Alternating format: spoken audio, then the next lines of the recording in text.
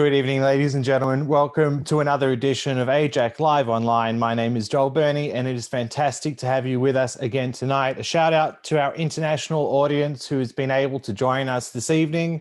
Also to our YouTube streaming audience and our Facebook streaming audience. Thank you all for joining us. Now, it's a very timely webinar. We're happy to stream to your households this evening. As you know, we've taken a bit of a break from webinars, but we do intend into the new year to keep our AIJAC Live online program going. So keep a lookout in your inboxes for advertisements for future events, and we look forward to touching base with everyone in the new year. Now to the webinar at hand, it's my delight to welcome back again into Australia, Ehud Ya'ari, who's a great friend of AIJAC and doesn't really need an introduction, but I'll give one anyway, a very brief bio. Ehud Ya'ari is Israel-based Lafer International Fellow at the Washington Institute, a Middle East commentator for Israel's Channel 12 television and former associate editor of the Jerusalem Report. Ehud has been a Middle East commentator for Israeli television since 1975. And among his numerous awards for journalism are the Israeli Press Editors-in-Chief Prize for coverage of the peace process with Egypt, the Sokolov Prize for coverage of the Lebanon War, and the Israeli Broadcasting Award for coverage of the Gulf War. Ehud's articles have appeared in respected newspapers and journals such as the New York Times, the Wall Street Journal, Washington Post, Foreign Affairs, and Atlantic Monthly. He's also an author of 8 books on the Arab-Israeli conflict. Ladies and gentlemen, we're in for a treat tonight. The topic this evening is Bibi's back, Israel's election and the new Netanyahu government. It is now my pleasure to hand over to AIJAC's Executive Director, Dr. Colin Rubenstein, to say a few words. Thanks very much, Joel, and welcome everybody to this very timely and important webinar. And who better to guide us through the complexities of the Israeli election, what happened and why, and what the likely results might be than our esteemed guest this evening, Ehud Ya'ari. He's got a lot of attributes to his record. Most importantly, of course, is that, again, he's a visiting fellow at AIJAC, and we're delighted to be hosting him. So many questions are going to be raised tonight. How did the political master actually do it? What sort of coalition government can Netanyahu form? What sort of government would he like to form if he could? What changes in policy are likely? Domestically, regionally, internationally, and indeed what have been and what are likely to be the impact of a whole range of important regional and global developments in Ukraine, vis-a-vis Russia, of course, Iran and its proxies, the protest movement in Iran, where is that going? Resurgent Palestinian terrorism we've seen in the last year, in recent months, and indeed in recent weeks and days. At the same time, the viability and potential growth of the Abraham Accords. What about the US and the impact of the midterms? Where's that going? Bibi and Biden. Ties with Asia, and particularly important for us in Australia, with countries like Indonesia playing an increasingly important role on the global scene. And ties with Australia. Our government says that we're still very friendly with Israel, but of course, a lot of us are very concerned the Australian government is not really acting in such a friendly manner. So a whole lot of questions there. And potentially as a political scientist, I ask, maybe it's time to review electoral reform in Israel as well. So lots of questions, Ehud. So it's over to you to provide us with a few answers. Thank you, Colin. Thank you, Joel. Hi, and good evening to all. As usual, I'll try to be both brief and blunt. The first point is, I don't think we are at a turning point in the history of Israel with these elections, but we are definitely approaching a dangerous curve along the road. And I'm saying that because, point number 2, a different brand of Zionism is now going to be senior partner in a coalition government. I mean by that the National Religious Party, which is basically a sort of a not a union, but a partnership between two parties,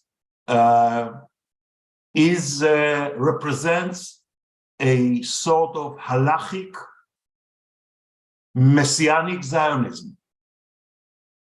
This is not the Zionism of the Labour Party, the founding party of the state, nor the kind of Zionism, iron wall, of the old Likud and Jabotinsky. This is something else. We are now going to have, and Bibi is going to have.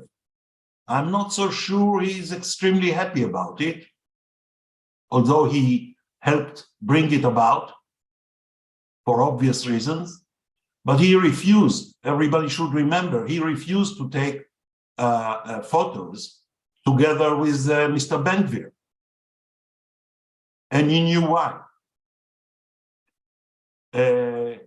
So we will have now in senior positions in the government people who didn't mourn the assassination of an Israeli prime minister, the late Yitzhak Rabin.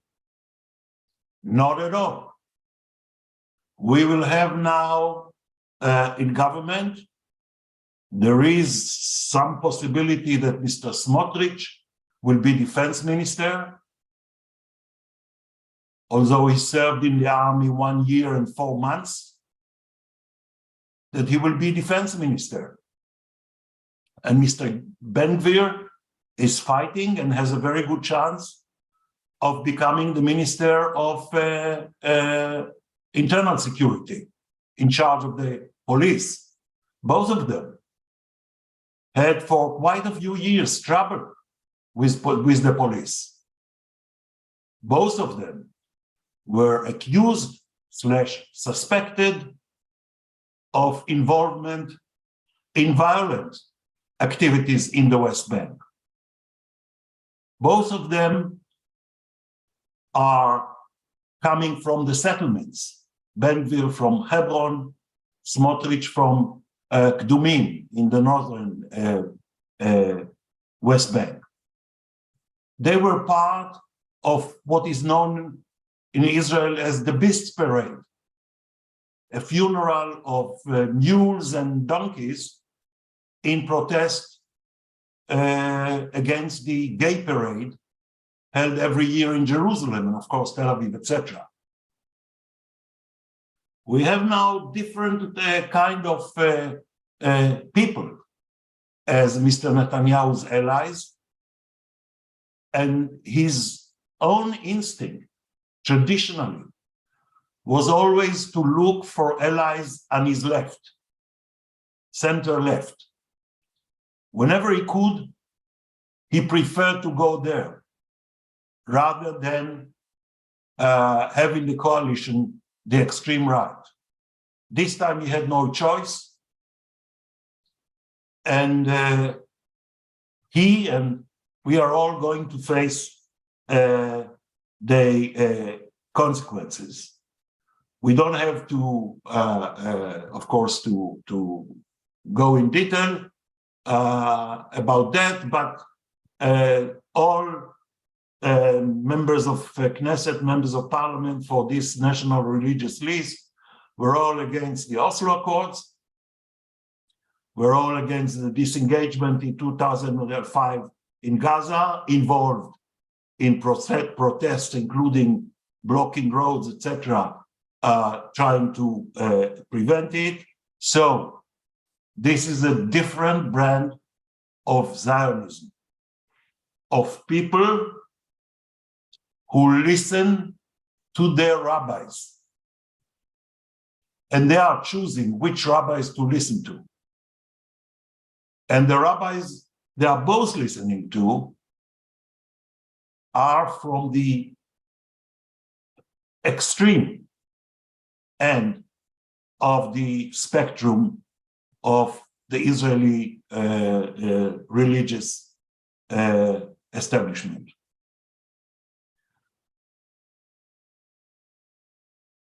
I think I'm confident about saying that that Mr. Netanyahu would like to convince Mr. Smotrich not to go for defense and go back to where he was for a short period before Minister of Transport.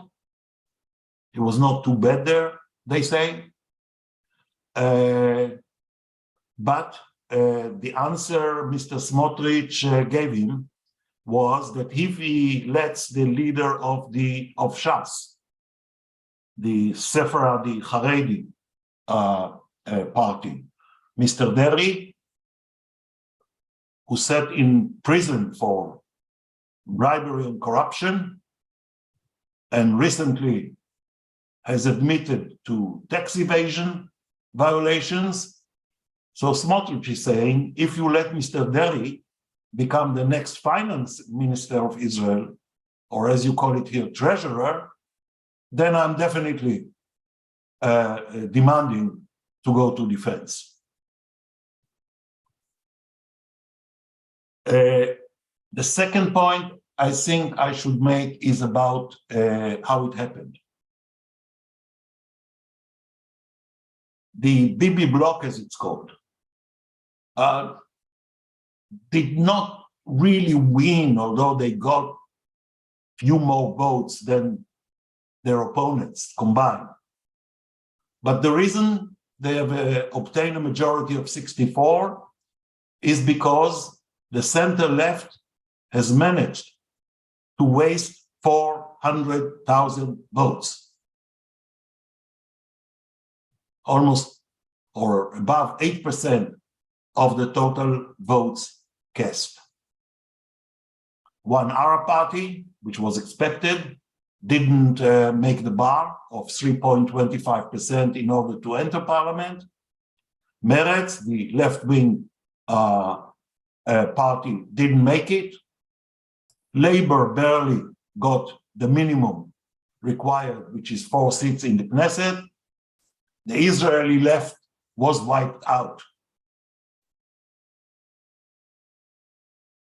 And I don't think it will recover unless it takes a different form, a different leadership, and take a good look at their agenda.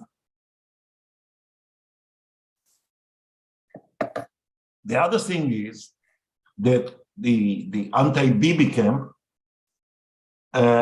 was so split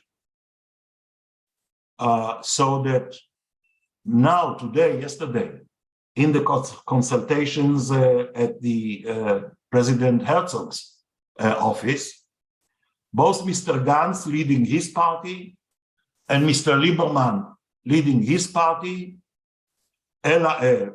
partners in the previous anti-Bibi government, refused to recommend, even although it would be only symbolic, to recommend Mr. Yair Lapid as prime minister. Bibi's intention, I'm not sure we'll be able to do it, is to form a government of 30 ministers, but he would like to try and keep some portfolios open in case he finds along the way people from the anti-Bibi camp willing to join. There are 3 candidates, but not tomorrow. One is the Islamic movement, the Israeli mild version of the Muslim Brotherhood, whose leader, Mr. Mansour Abbas, my friend, says, I care about the Palestinian issue, etc., etc. But the job that I am undertaking is to look after the interests of the Israeli Arabs. And in order to do that, I need to be part of a government. Bibi would like that,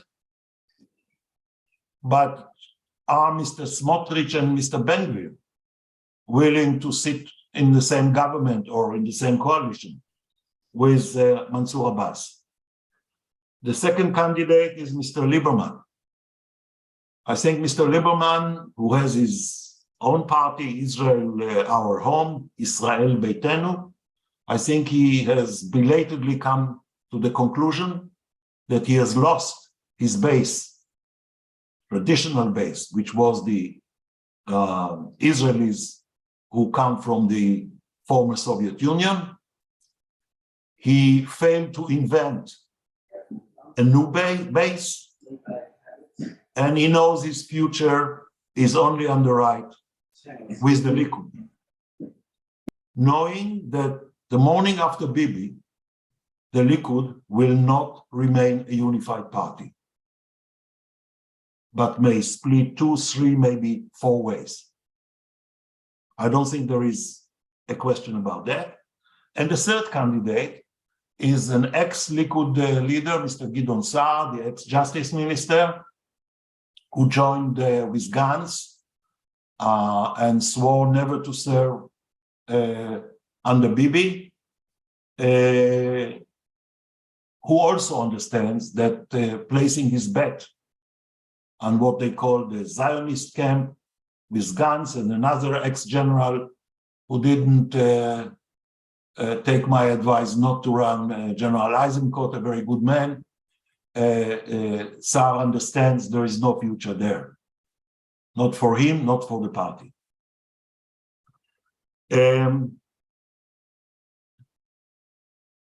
Another point I think I should make has to do with the judicial reform.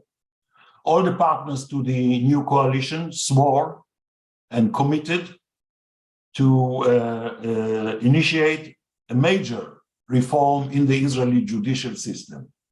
I'm not going into the details, but what they are talking about is how judges are nominated.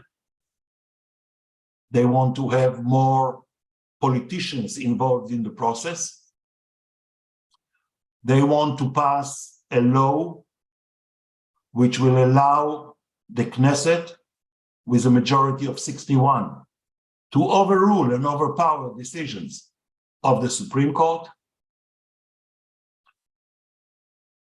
I'm quite sure they will find in the first opportunity, they will replace the current Attorney General, a lady appointed by Mr. Saar.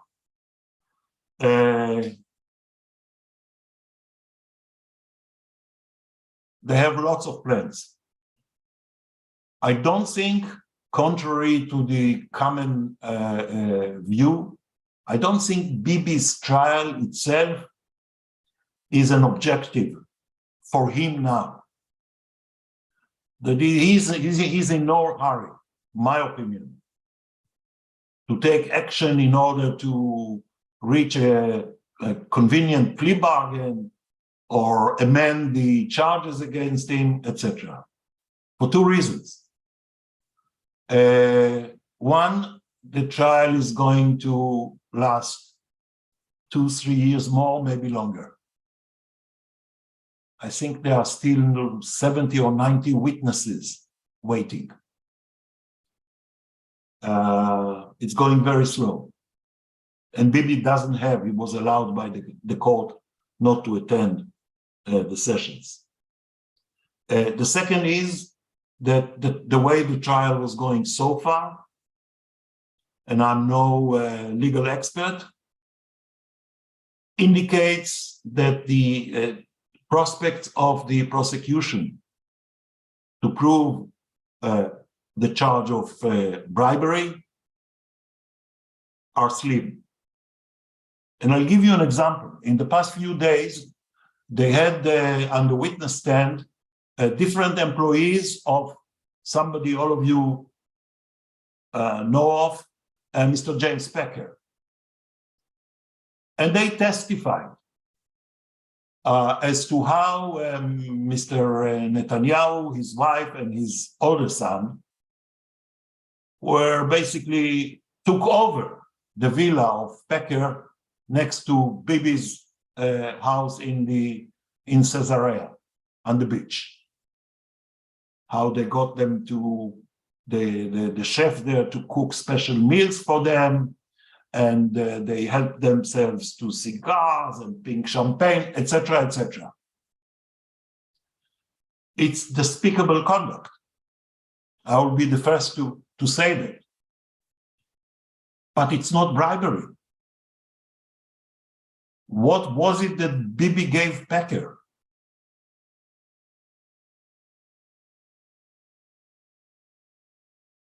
So I don't think Bibi is in a hurry to take action, which will be extremely controversial about his trial.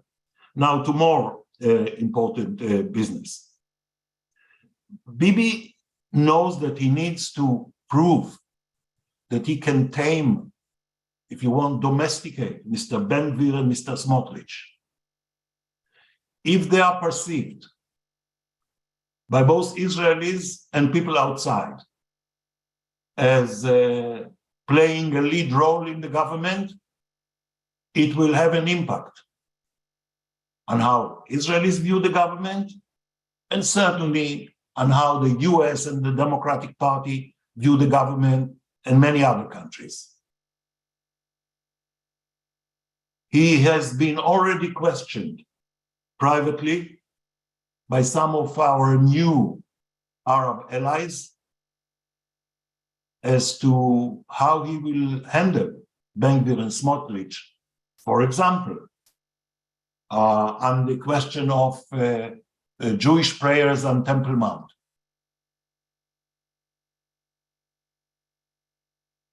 And the questions do not come only from the King of Jordan, King Abdullah, who is very worried about this government. I'm coming to it in a second, but also by our good friends in the UAE and Bahrain.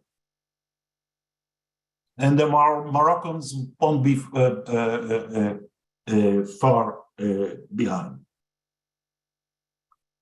And it brings me to the Palestinian issue, which was not in the limelight, but Mr. Smotrich and Mr. Ben-Gvir are not willing to let Bibi say the words two-state solution.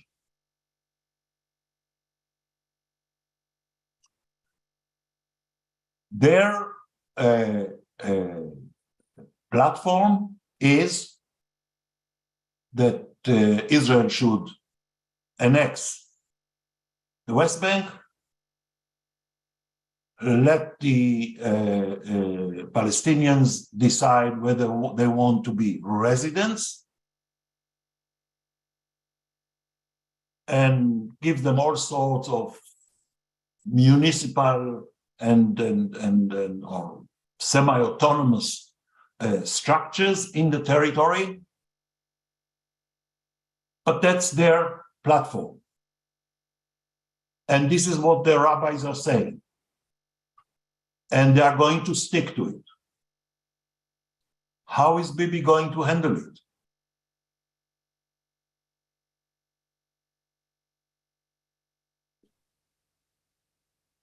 I think it's a major challenge for him. He was fighting single-handedly to win these elections. He did much better than he expected.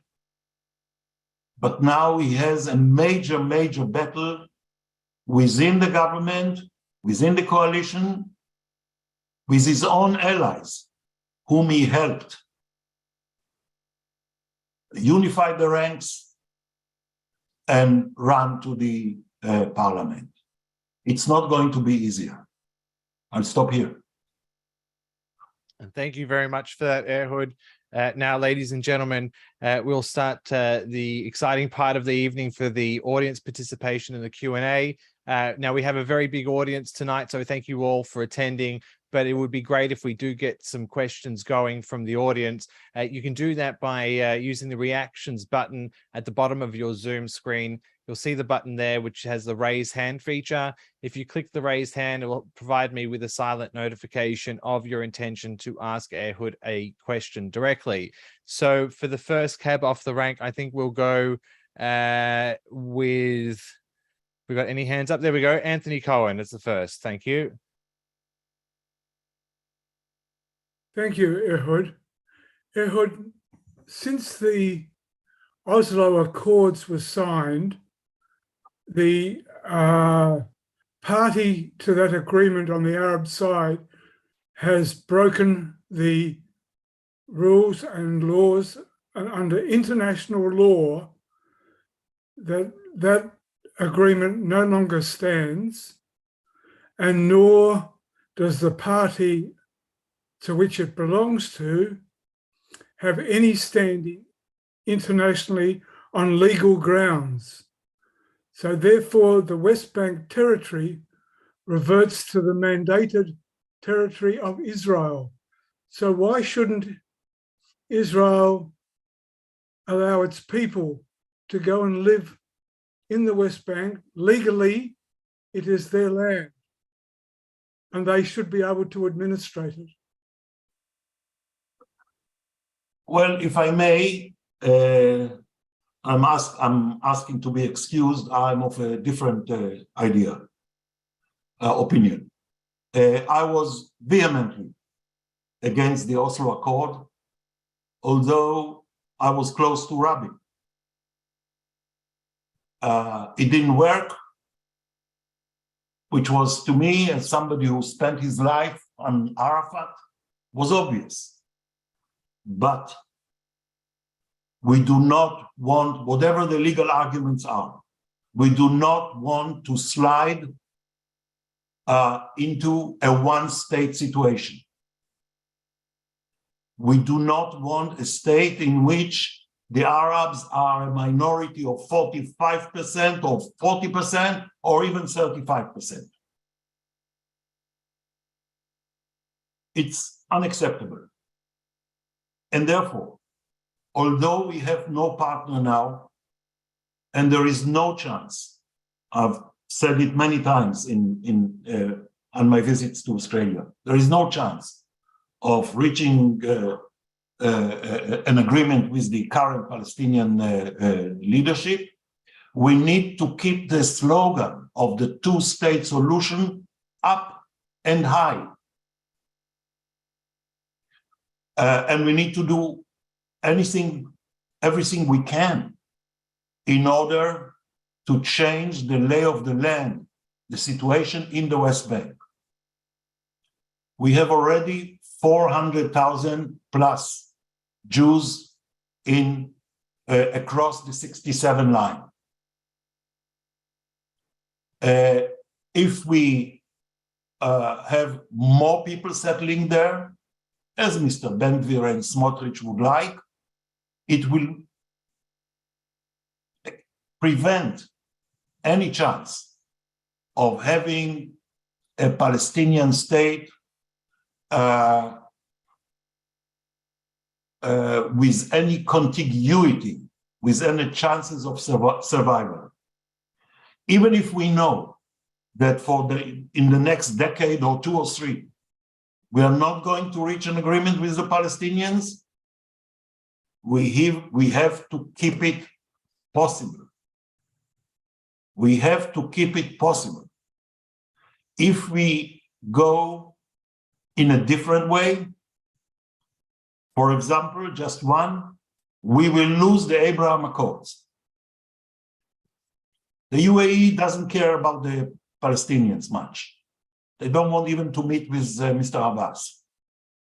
They don't want to give money to the Palestinian Authority.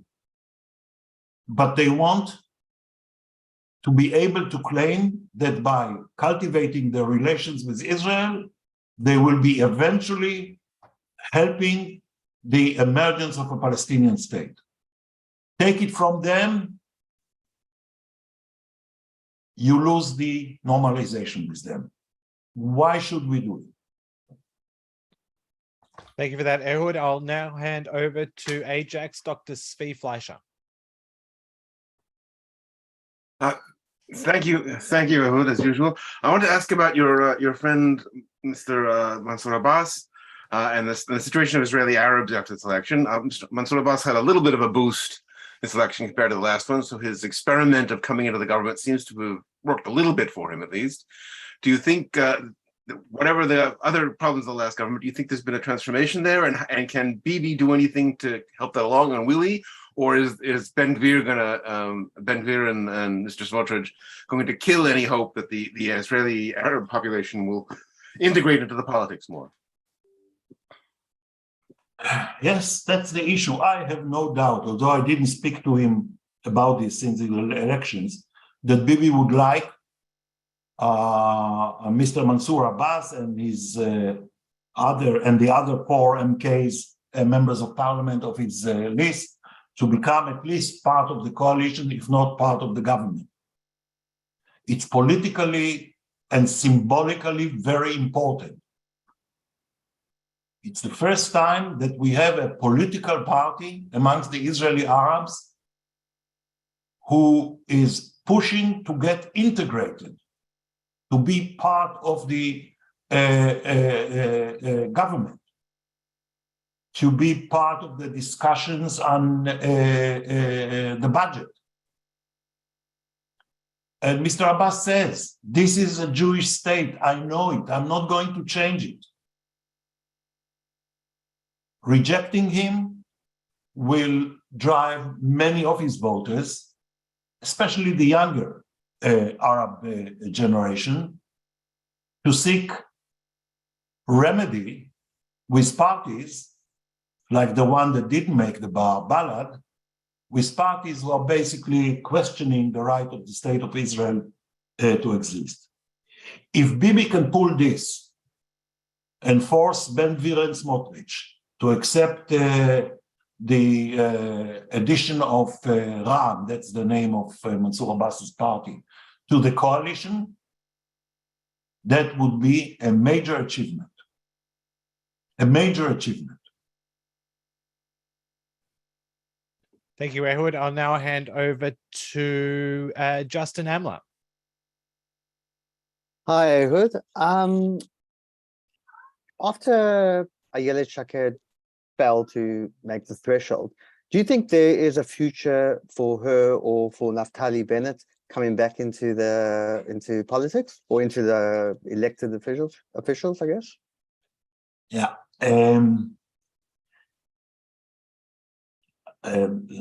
Honest disclosure, I like Ayelet a lot. I'm in constant contact with her. Like General Eisenkot, she did not take the advice of the old man not to run this time. I have pleaded with her on several occasions not to run, wait. She had the option of maintaining, believe me, of maintaining very high public profile without being in parliament. And she couldn't resist the temptation to run, although it was quite obvious that she is unable to make it. The partnership between her and Bennett is over. Mr. Bennett believes he will be able to stage a comeback at one point in the future. I have serious doubts about that. The whole experience of the anti-Bibi government, which was a patchwork of different parties who have very little in common, didn't work. Bennett, as prime minister, lost the support of his own party, most of the members of his own party, defecting to Bibi in stages.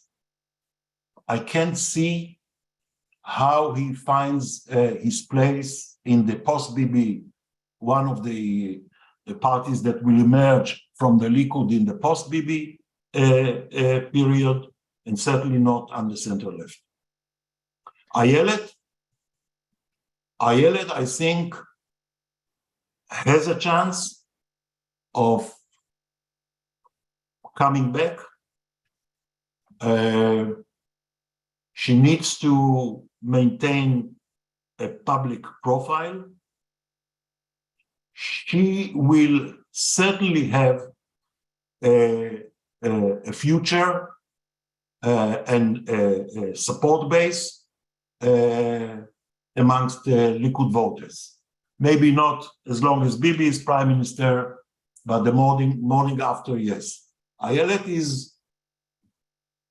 has qualities, that's my impression, of a potential future prime minister.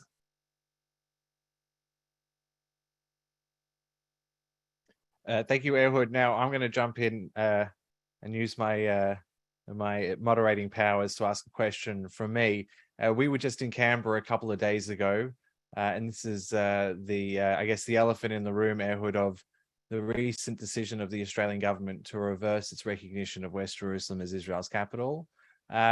You wrote about it at the time in the context of Israel's public response and the moves by the Australian government and the prospect of future moves as well. What did you think? What did you get a feel down in up in Canberra when you were there? And how do you feel that the reversal and the decision was taken in Israel? I'll start from the end, Joel. I think Israelis didn't really understand what was it, because even the Palestinians don't question or contest West Jerusalem being part of the state of Israel.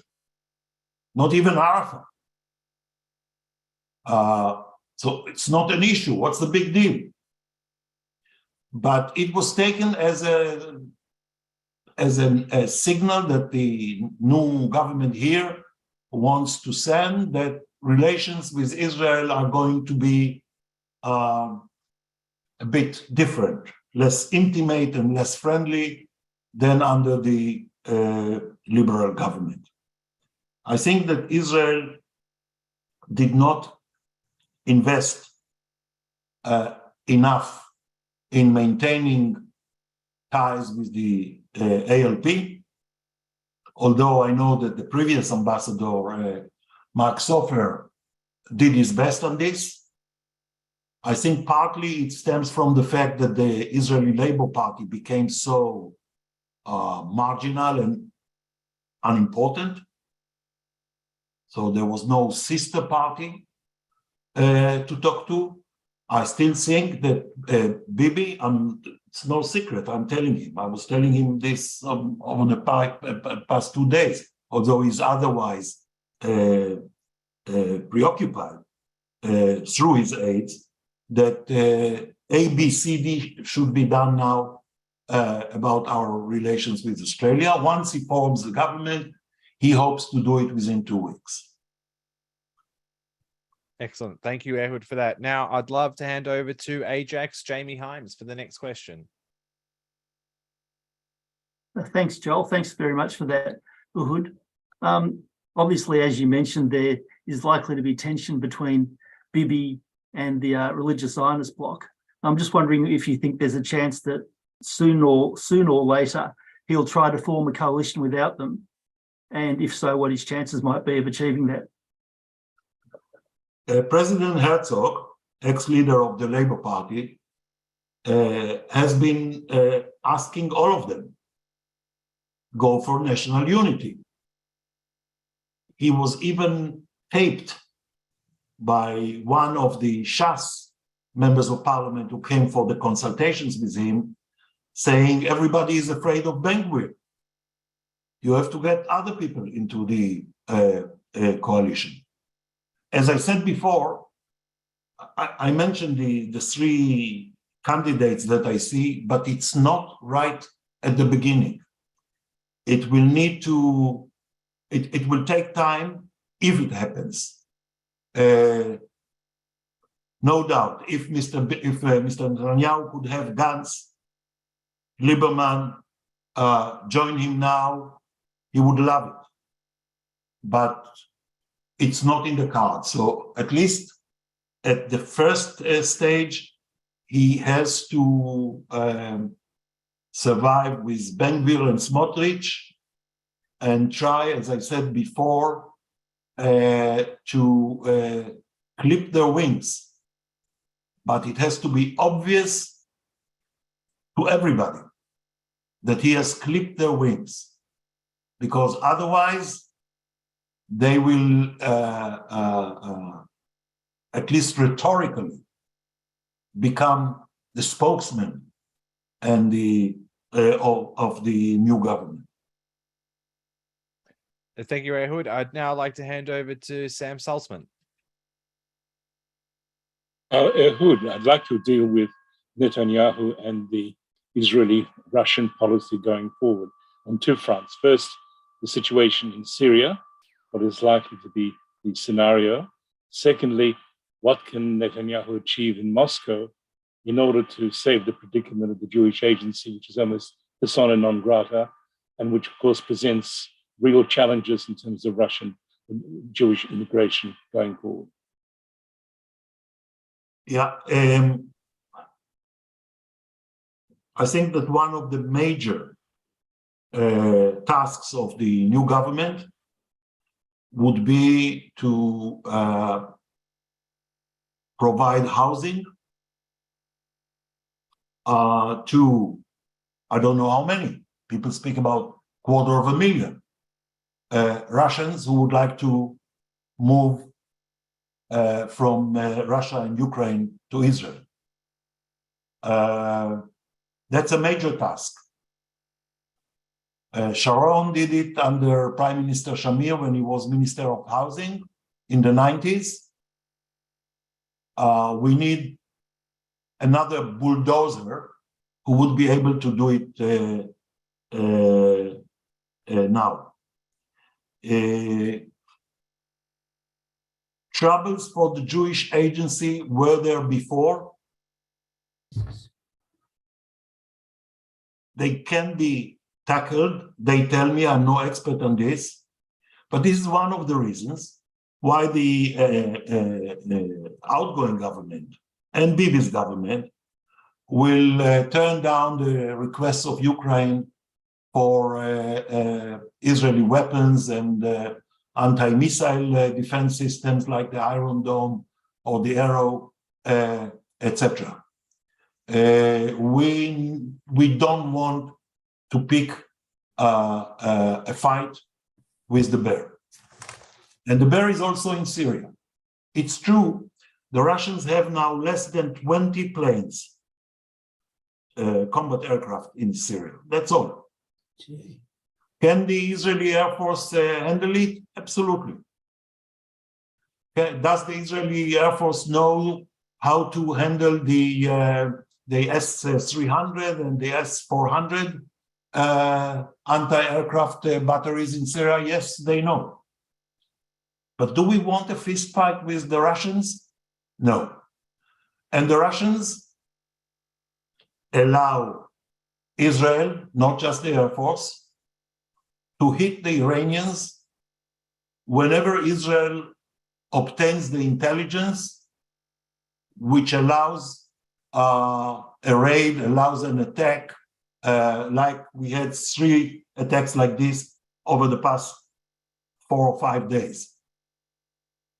There would be no Russian planes taking to the air. The Russian radars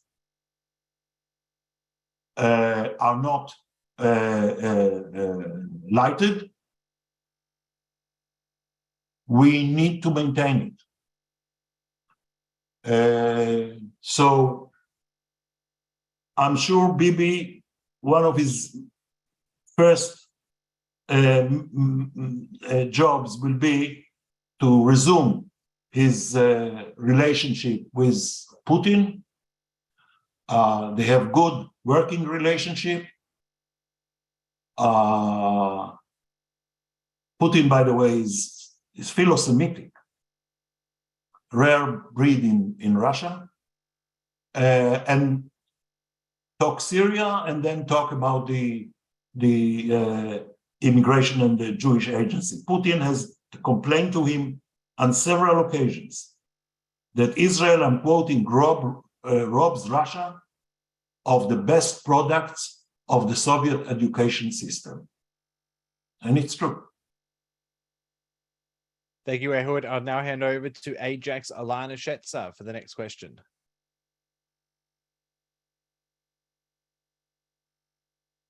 Thank you very much. Just wanted to ask your thoughts about the new government that is set to come in.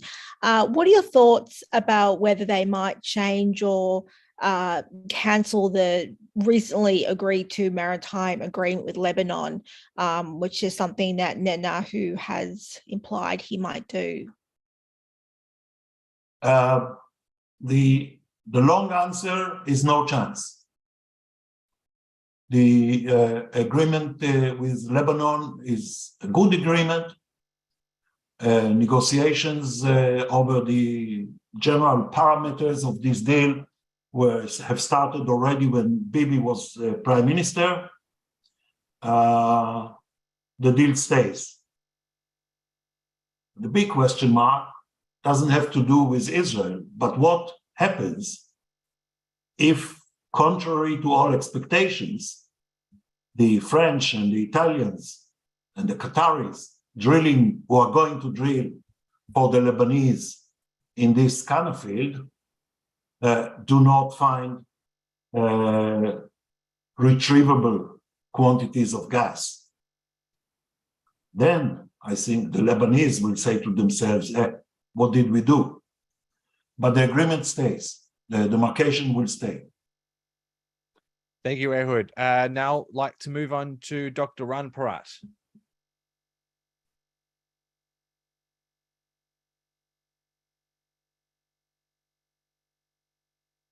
Okay, I hope you hear me now.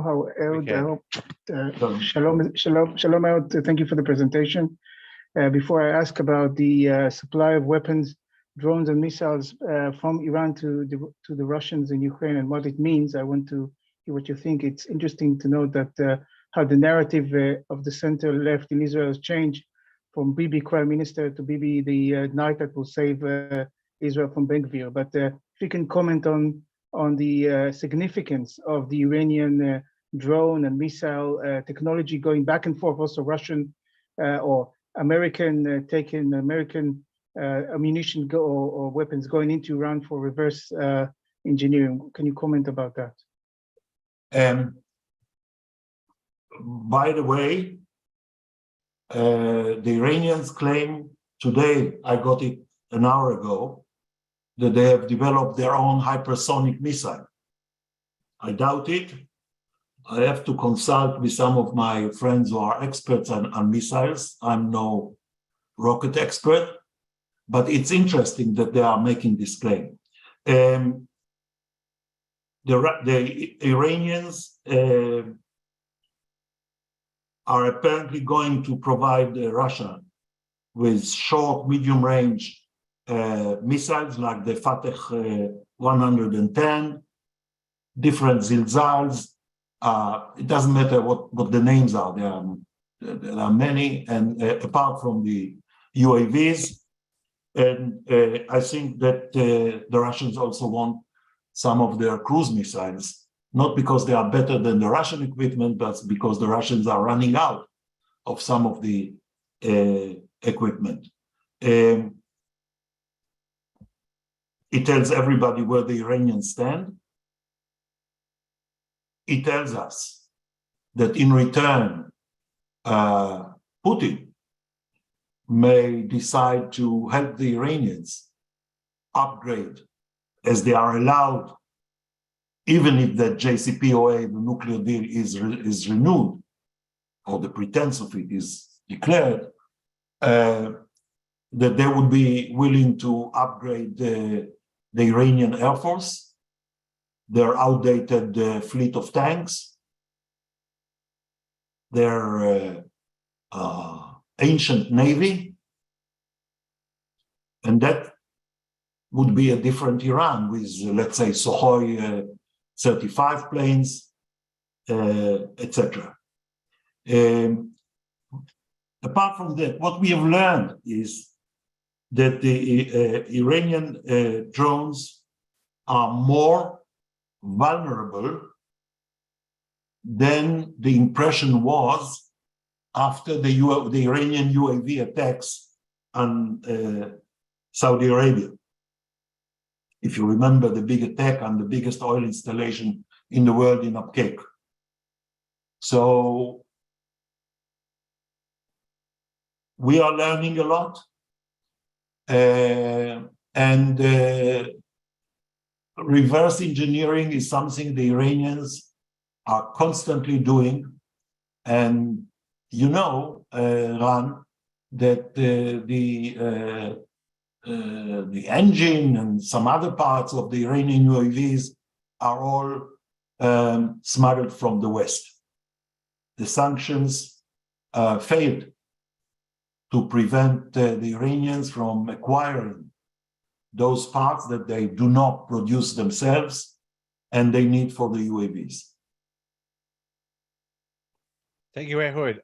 Now, ladies and gentlemen, we still have a little bit of time for some more questions. So if you'd like to raise your hand, you can use the reactions tab at the bottom of your screen, or if you'd like to and prefer, you can do it in the chat feature as well, and I can ask Ehud directly. I'd now like to hand over to AIJAC's Aaron Shapiro. Hi, Ehud. Thank you. I have two questions quickly. The role in the rise of Ben Gvir, of the scenes that we saw in, during Guardian of the Walls, that there were the images of mobs in mixed Jewish and Arab cities terrorizing people, and Bedouin running roadblocks in the Negev and torching cars, and it seemed to have passed.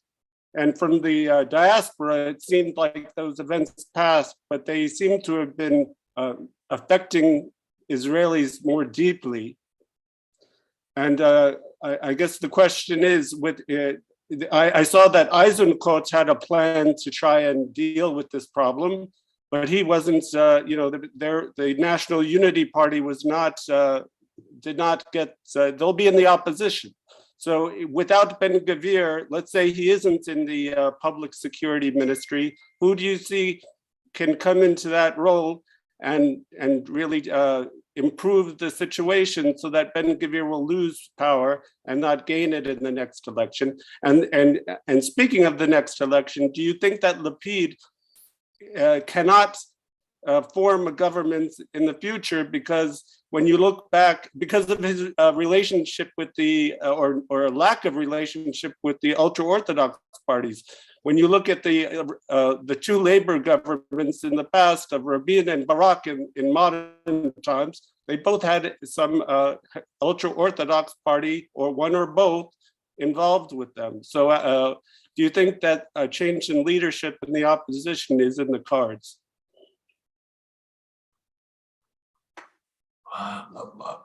Aaron, I'll start with the last part of your question. I am not sure that Lapid would be the guy who will prove capable of forming some political configuration on the center left, which is which has a chance of winning an election. The Israeli public has moved since Oslo to the right, and because of demographic reasons that I'm not going into now, the right has 1 or 2 extra seats every elections, automatically. Haredis, etc. I don't think that either Bennett or Lapid have impressed the Israeli public, that they are made of the, that they has the spine of prime ministers. They were unable to keep their government together, to keep their parties and partnerships together. Different league. As to the rioting that we had back during the operation in Gaza. I mean, goes without saying, it was very, very unfortunate, partly because the police has been starved for too many years and has too many tasks. I think the whole issue of the relations with the Arab minority in Israel, a fifth of the population now, is the business of the prime minister. No, not the not any other minister. And this is one reason why I would plead with him to make every effort to get Mansour Abbas and his party into the coalition. And because amongst Israeli Arabs, we don't have the time to go to this, it's a very interesting, complex issue. But amongst Israeli Arabs, there are two contradictory sentiments at play all the time. One's the Palestinian sentiment, nationalistic Palestinian sentiment, and one is the Israeli sentiment. I'm Israeli. You see Israeli Arabs traveling abroad, they speak Hebrew. In whatever airport, in Europe or Turkey, or wherever you go. Yesterday, one of the leaders of Hamas wrote an article in which he urges the Israeli Arabs, his name is Mustafa Lidawi. He is under the protection of Hezbollah in Beirut now. He wrote an article pleading, urging Israeli Arabs, stop identifying yourself when you go out of the country as Israelis.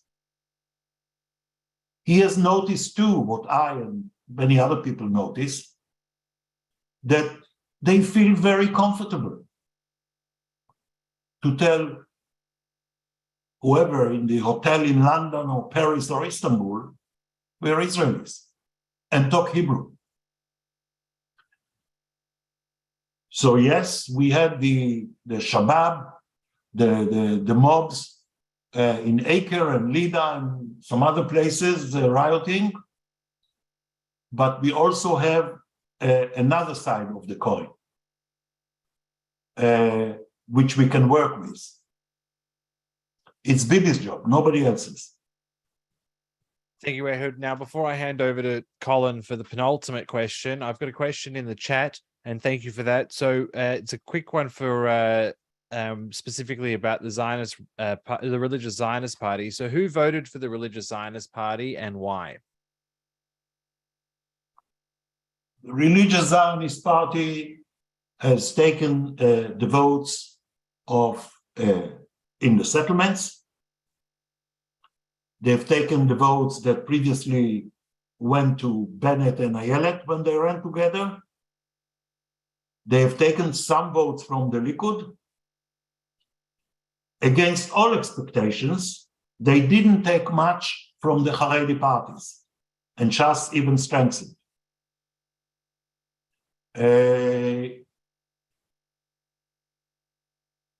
Some of the pollsters will tell you that even people from the center, not the left, who felt that there was a deterioration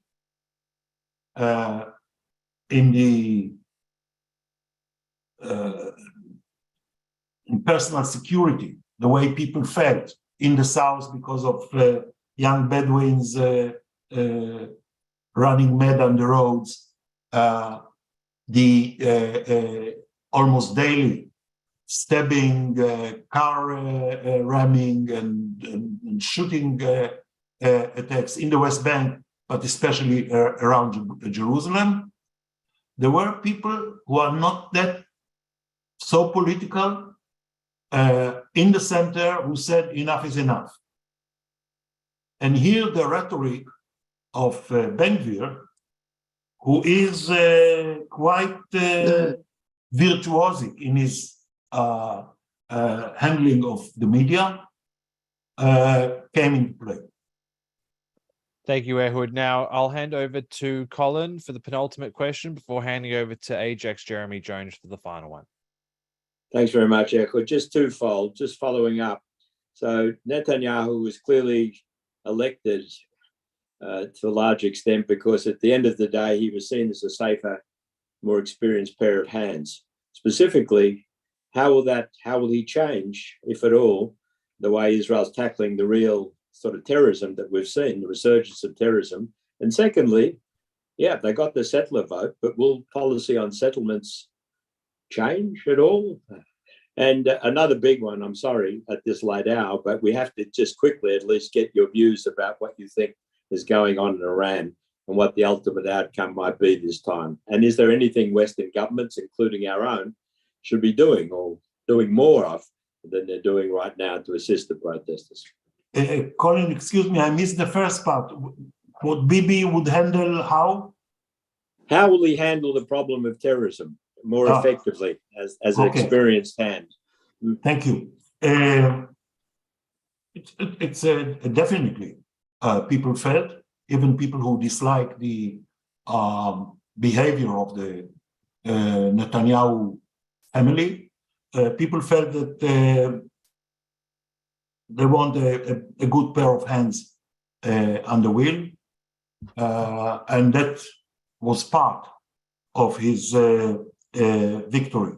I think the issue and the issue of terrorism, and I'm giving my own opinion, my own reading, the effort will be to get Mr. Abbas to change, to replace the current government of the Palestinian Authority and get a government who is willing to start building an economy, an institution, and HMOs and social services, instead of wasting donors' money on ever-expanding public sector.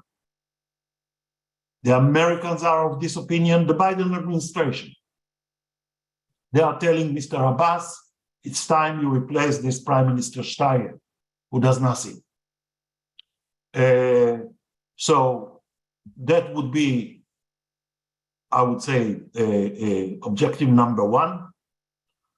Number two is to get the Gulf states to mend their fences with the PA once there is a new government in place. I hope there will be.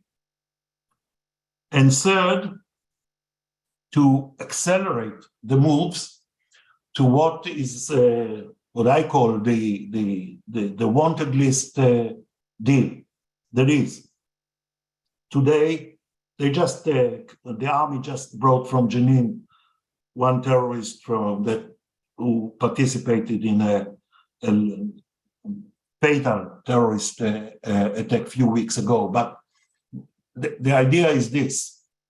We have now roughly 100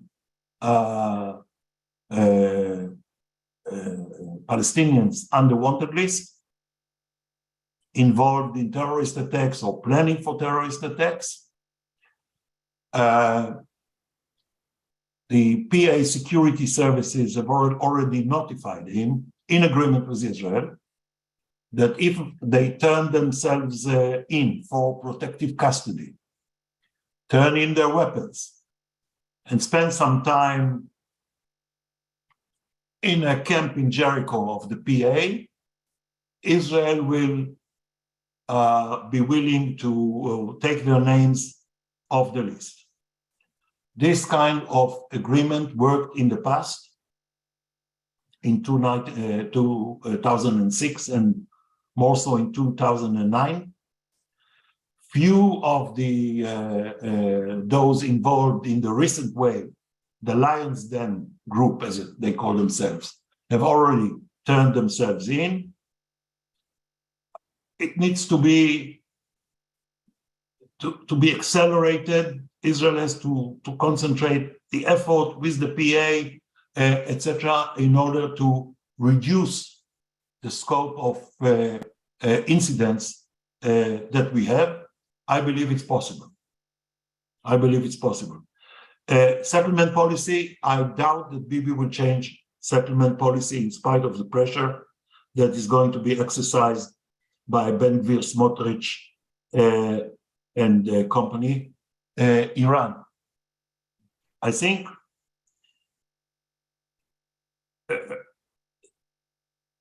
two points. One, if I may, one is the Iranians are quickly expanding their enrichment capabilities in Natanz with a forced tunnel, signaling to the Americans, everybody, if they don't accept their terms for return to the JCPOA, return in inverted commas, of course, then they are going ahead full speed towards a bomb. The second is the wave of protests. I don't think that there is an immediate danger to the Islamic Republic regime.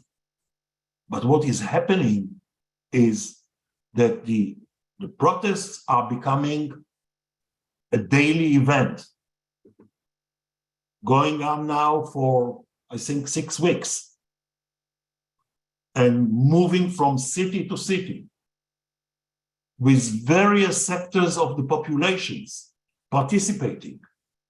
It, of course, was ignited by women, but no longer.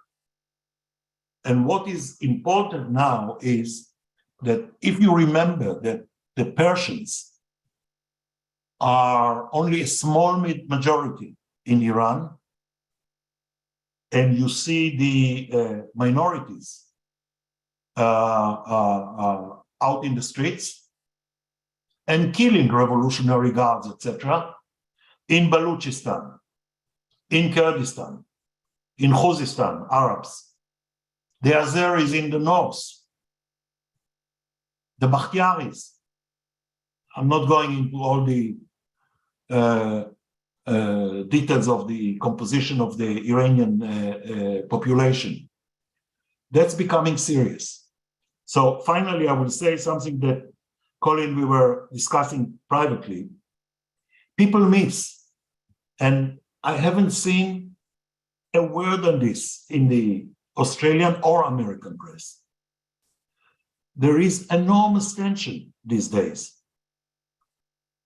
between Iran and its neighbor to the north, Azerbaijan. Also a Shiite country, but secular. And in Iran, you have over 20 million Azeris. And the Iranians had military drills, huge, on the border with threatening, on the border with Azerbaijan. Azerbaijan, equipped with Israeli and Turkish weapons, had their own drills on the northern side of the Aras River, the border. And the Azeris are beginning to campaign for secession of the 3 governorates of Iran, which are populated by Azeris, Turkic language speaking, from Iran. So in Iran now, we are seeing not an eruption of protests and demonstrations, but a process that is expanding, that proves resilient, and therefore it's much more ominous for the regime. Thank you, Ehud. Now I'd like to hand over to Jeremy Jones for the final question. Thank you, Ehud. I was wondering if you could possibly outline the foreign policy vision of the new government of Israel. And also, in consideration of that, we've just had the US midterms and the issue of the US-Israel relationship, how that's what's going on in America may affect Israel's foreign policy vision in the near future? Yeah, I spoke about the Palestinian issue, which is becoming important now because of the composition of the new Israeli government, amongst other things. But where Bibi wants to go, as I see it, he would invest a lot of effort in relationship with his old friend Biden. They differ on many issues, but they have a good relationship. And I think he will continue the effort to, which you can see, by the way, in what AIPAC is doing now during the midterm elections, trying to improve Israel's standing amongst the left-wing Democrats. This is one. Number two is going to make an effort to speed up the pace of Saudi-Israel normalization. We are making progress. Not enough, because the outgoing government was not handling it the way they should. But we have athletes going, we have chess players who went to Saudi Arabia as Israelis with Israeli passports. We will have next year the martial art Olympic tournament in Saudi Arabia. The Israeli delegation will be there with the flag. Soon there will be the last survivor of the Jewish community in Saudi Arabia, Najran, will probably get the permit to visit the tombs of his ancestors in Saudi Arabia. They are in the pipeline, in the Saudi pipeline. There are lots of ideas what to do together apart from defense and intelligence. And I think because of the relationship between MBS, the Crown Prince, and Bibi, we will see more movement on that. The other sphere in which I think he will invest more attention is the Sub-Sahara, the Sahel, completing the normalization with the Muslim nations like Burkina Faso, Niger, Mali, etc. We started with Chad, we have Sudan, although with Sudan we still have to finalize the normalization agreement. But this is one of Bibi's main objectives, is to get direct flights from Israel to Latin America for business purposes, etc. Like we can now, if El Al gets to it, we could fly directly from Israel to Melbourne over Saudi Arabia. India, Japan, always a priority for him. He used to push in the past for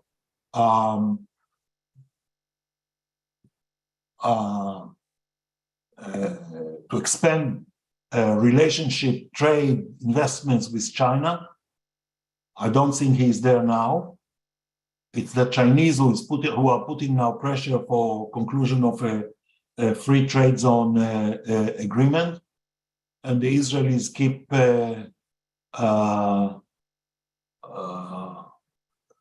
slowing it down and removing whole sectors from the this prospective agreement.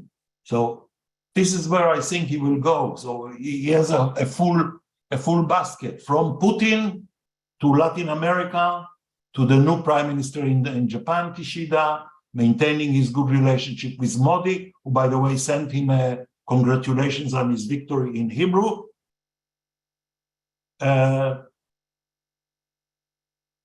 Full plate.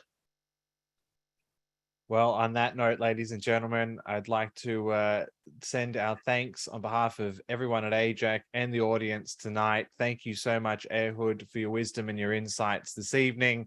Even though we've certainly gone over time, but we were in for a treat, and we thank you so much, not only for what you've done for us tonight, but what you continue to do for AIJAC and for the whole Australian Jewish community. You've been such a close friend for such a long period of time. And we thank you for your wisdom tonight. Now, ladies and gentlemen, I do want to remind you that this video will be available in full on AIJAC's Facebook and YouTube page at the end of this webinar. So if you wanted to rewatch, or you came on late, or you wanted to send it to someone else, it will be available straight after this webinar. Until next time, please keep a lookout in your inboxes for the next webinar that we'll be hosting. But until then, we look forward to seeing you next time.